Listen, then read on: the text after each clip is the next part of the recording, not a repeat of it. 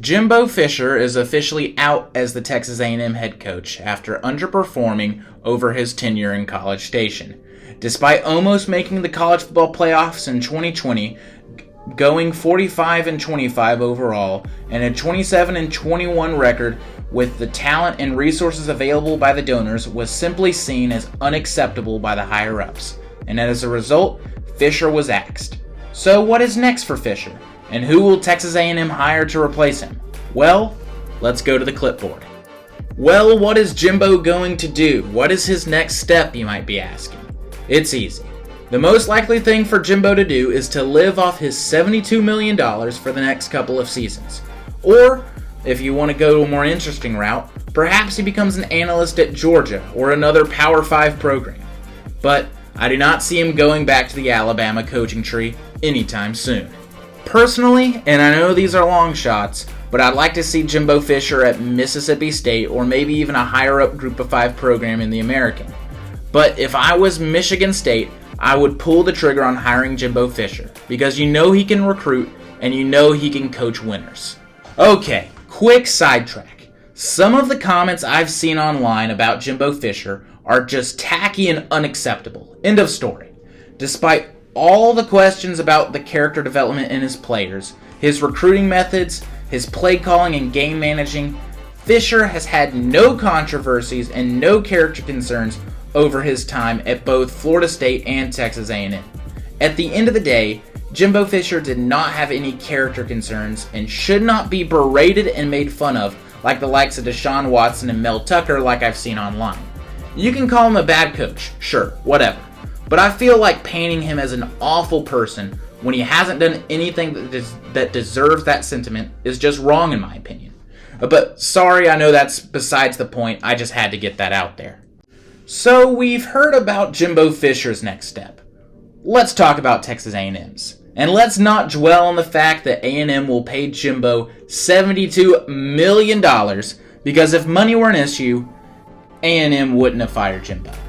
Instead, I think, and I'm not alone in this opinion, Texas A&M has a short list on who they want as their next head coach. Firing a coach currently with a winning record mid-season is rare, especially when they have a rivalry game at the end of the year against LSU. So I think the higher-ups in Aggie Land know who they want as their next head coach, and they don't want to lose them. Before we get into the likely choices, or who I think should be in the conversation, who I want, and who I think will ultimately get the job, let's talk about who does not have a chance at all.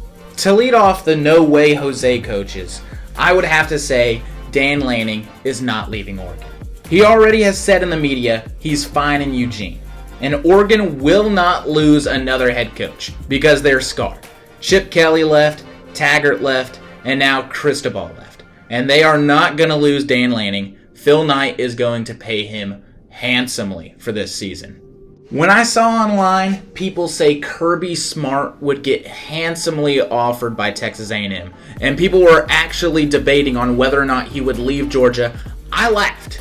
Because there is no way Kirby Smart is leaving his alma mater, a team where he has won back-to-back national champions and might win a third, might get a three-peat. There's no way. That's like Nick Saban leaving Alabama. There's no way it's going to happen, no matter how much money they throw at him. And I've heard that they're willing to offer him $20 million a year. $20 million. And I still don't think that's enough.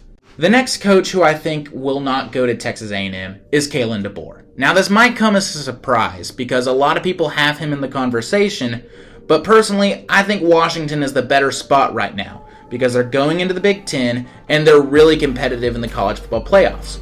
But at the end of the day, I also think DeBoer is looking for an NFL job with all the rumors I've heard around about NFL coaches and owners being impressed by his offensive innovation. I hate to be the bearer of bad news when it comes to Cliff Kingsbury supporters, but there's no way he's the next head coach at Texas A&M. And I've seen this name floated around a lot when it comes to this coaching hire, and it is a flashy hire, but it's too risky. He's just not proven. He didn't win at Texas Tech, and right now he's not winning at USC, and he didn't win at the professional level. So I don't see Texas A&M risking it with how much money they have at their disposal. The next coach is Lincoln Riley, and he's not leaving because he's scared of the SEC. He can't even win in the Pac-12, and plus, he has loads of money to stay in Hollywood right now, and I believe that could compete with Aggie oil money. But right now, Lincoln Riley is not the right hire for Texas A&M because he is struggling to get a program off in USC. The next coach who I sadly had to mark off the list was Dan Campbell. And I get it, he's an alumni. But right now, he has a top-tier NFL team. And he has built one hell of a culture in Detroit. He won't quit on that team even if his Aggie alma mater calls. That's just the guy Campbell seems to be. Well, you've heard the names I marked off the list. Now, let's hear the names that I think should be on the list, starting with Joe Brady. Now, if you heard that name before, it's because he's the 2019 LSU QB coach who coached Joe Burrow. All the rumors in the 2019 offseason were that he was the next big hire. And after the Carolina Panthers offensive coordinating stint, the rumors have fallen off. And currently, he's the offensive coordinator at Buffalo, and I think a stint in college would really do Joe Brady good. He's a really young head coach, and he has an electric scheme when it comes to the offense. And I think perhaps giving him a chance in College Station would do well for the Aggies. The next coach I would put on the list would be Glenn Schumann. Right now, he's the co-defensive coordinator at Georgia, and this is not a flashy hire, therefore I doubt Texas A&M will pull the trigger on it, but I think this is the best hire Texas A&M can do, because this is a hire like Sam Pittman, where he's proven to be a good coordinator, ironically, at Georgia as well, and I think if you give him the resources Texas A&M has, he can coach up the defensive side of the ball, which is proving to be on the rise in modern college football. Now, for coaches who I think would be long shots, but would be kind of funny, starting off the list is Coach O. I would absolutely love this, to hear him say, "Go Aggies." That would be hilarious, and it'll be really interesting to see how LSU versus Texas A&M would be, kind of a new rivalry angle to that game, but he's too risky of a hire. I like the flash, and he may get a job, and he might get the Mississippi State job. I think that would be a good hire by Mississippi State, but that's another video. But this would be a very funny hire to see Coach O head to College Station. The next coach that I think would be really funny is if he headed College Station would be Lane Kiffin. And maybe, who knows what Lane will do? He's kind of a crazy guy. You can't really figure him out. But I think Lane Kiffin has established a brand at Ole Miss. But it's kind of impossible to succeed in Oxford, Mississippi. You're always going to finish second or third place, and I think if you go to a program like Texas A&M, which has way more funding and has a recruiting base in Texas, you can compete in the SEC West. And I know the SEC is getting rid of divisions, but I think Texas A&M has a way better chance at competing for an SEC title than Ole Miss ever will. The next coach who I think would be quote-unquote funny would be Urban Meyer. And there's no way he's going to get hired. First off, he's too old.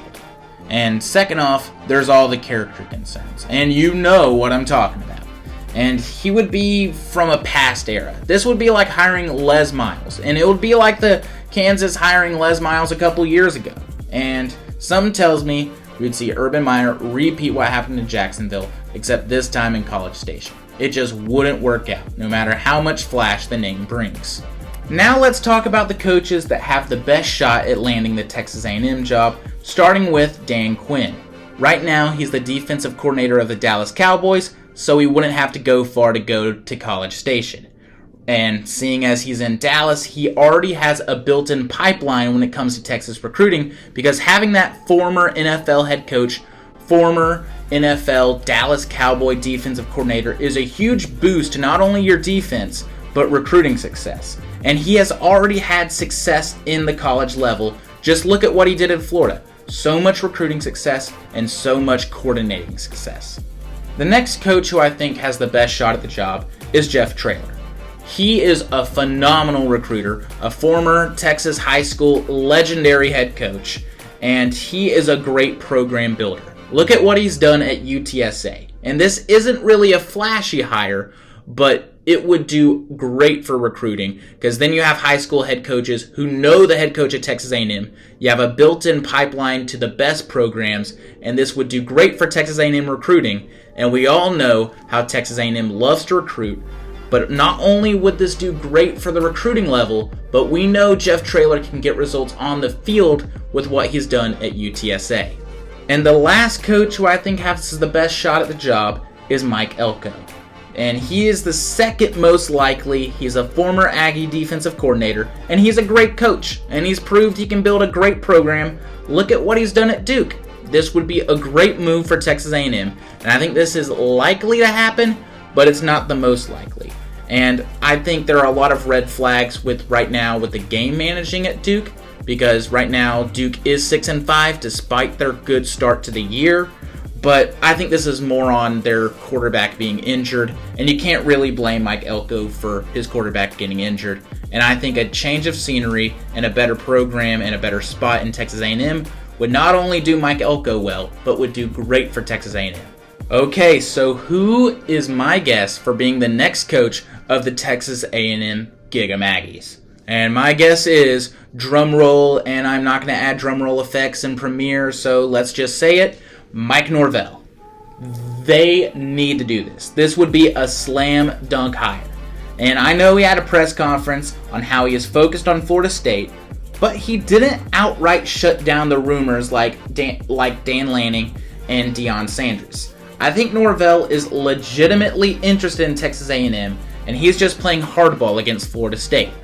Real quick, I also think this would be kind of funny because it also happens that Jimbo would have left Florida State to go to Texas A&M, and this also means that Mike Norvell would have left Florida State to go to Texas A&M, and it would be a little funny trend, like a little funny tie of fate that this would have happened. Finally, I think this would be a good move for Norvell because right now Florida State is clearly trying to get in the SEC, and while Florida State struggles to get into the conference, why not move to the SEC on your own? Plus, we all know how Norvell is a good coach. We saw him at Memphis and now at Florida State. Now imagine what he could do with Aggie oil money. Thank you so much for watching. As always, I am Parker Perrell. Please like and subscribe and follow my socials on the screen. Also, comment on who you think will be the next Texas A&M head coach. I always like to see comments and I love to respond to them. But anyways, that'll about do it here for Cleats and Clipboards. As always, it's a great day for sports, and I'll see you next time.